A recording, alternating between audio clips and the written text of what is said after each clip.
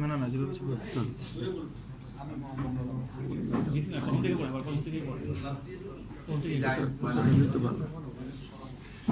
উপস্থিত সকল মিডিয়ার সাংবাদিকবৃন্দ এবং উপস্থিত সকল সম্মানিত ব্যক্তিবর্গ, আসসালামু আলাইকুম।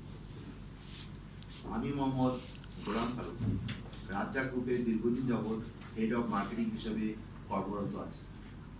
আমি রাজ্জাক গ্রুপের পক্ষে এই মর্মে বক্তব্য প্রকাশ করছি যে গত 5ই মে 2026 তারিখ জাতীয় প্রেস ক্লাবের স্বপ্ন ট্যুরের মালিক জনাব মোহাম্মদ মাসুদুর রহমান রশিদ সহ কয়েকটি ট্রাভেল এজেন্সি কর্তৃক সাংবাদিক সম্মেলনে আমাদের প্রতিষ্ঠান রাজ্জাক গ্রুপ এবং এর সম্মানিত চেয়ারম্যান মহোদয় জনাব মোহাম্মদ হাবিবুল ইসলাম বাবলুকে জড়িয়ে যে বক্তব্য দিয়েছেন তা সম্পূর্ণ মিথ্যা, বানোয়াট এবং উদ্দেশ্যপ্রণোদিত। উল্লেখ্য, আইনজীবীর মাধ্যমে সংগ্রহীত ট্রেড লাইসেন্সের কপিতে দেখা যায় টিকিট কিংডম নামীয় যে প্রতিষ্ঠানের বিরুদ্ধে স্বপ্ন ট্যুর সহ আরও কয়েকটি ট্রাভেল এজেন্সি সাংবাদিক সম্মেলন করেছেন, সেই প্রতিষ্ঠানের মালিক মোহাম্মদ উমায়ের করিম ইফতি।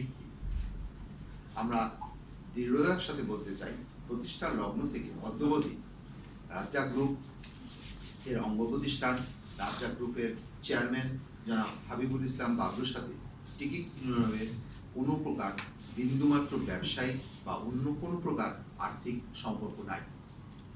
টিকিট কিংডমের দায় দায়িত্ব সম্পূর্ণ সেই প্রতিষ্ঠানের এবং সেই প্রতিষ্ঠানের মালিক মোহাম্মদ উমায়ের করিম ইফতির। উক্ত সংবাদ সম্মেলনে রাজ্জাক গ্রুপের জড়িয়ে প্রকাশিত সকল মিথ্যা, বানোয়াট এবং উদ্দেশ্যপ্রণোদিত তথ্যে বিভ্রান্ত না হওয়ার জন্য সকল মিডিয়া সাংবাদিক এবং জনগণকে অনুরোধ জানাচ্ছি। এ বিষয়ে ইতিপূর্বে ঠাকুরগাঁয়ে একটি সংবাদ সম্মেলন হয়েছে।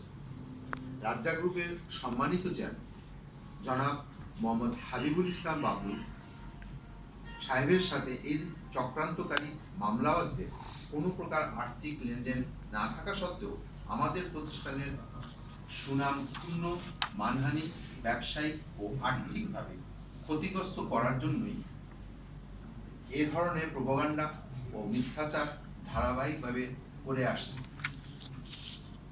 আমরা এর তীব্র প্রতিবাদ জানাচ্ছি।